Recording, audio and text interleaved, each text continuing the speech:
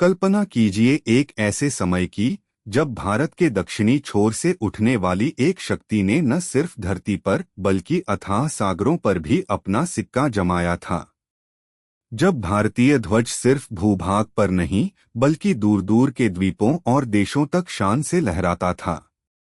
आज हम बात करेंगे उस महान साम्राज्य की, चोल साम्राज्य की, जिसकी नौसेना ने भारत के इतिहास में एक स्वर्णिम अध्याय लिखा। 10वीं और 11वीं शताब्दी का वो दौर जब चोल वंश के शासकों ने अपनी दूरदर्शिता और सैन्य कौशल से एक ऐसे साम्राज्य की नींव रखी जिसकी पहुंच कल्पना से परे थी। इसमें सबसे महत्वपूर्ण था उनकी अजेय नौसेना।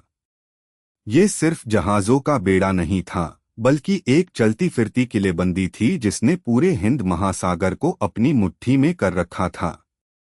राजा राजराजा चोल प्रथम और उनके पुत्र राजेंद्र चोल प्रथम, इन दो नामों के बिना चोल नौसेना की बात अधूरी है। राजराजा ने श्रीलंका और मालदीव जैसे रणनीतिक ठिकानों पर कब्जा कर अपनी समुद्री शक्ति का लोहा मनवाया। उनकी नौसेना इतनी विशाल और सुसंगठित थी कि दुश्मनों के हौसले पस्त हो जाते थे। वे बड़े बड़े युद्धपोतों के साथ छोटी तेज गति वाली नौकाओं का भी इस्तेमाल करते थे, जिससे हर तरह के समुद्री युद्ध में उन्हें महारत हासिल थी। लेकिन असली गौरव राजेंद्र चोल प्रथम के समय आया।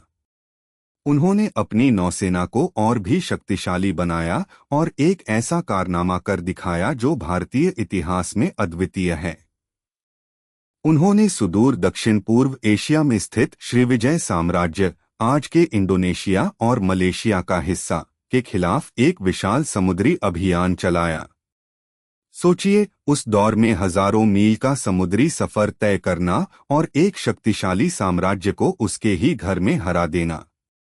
यह सिर्फ सैन्य पराक्रम नहीं बल्कि असाधारण नौवहन कौशल और इंजीनियरिंग का भी कमाल था।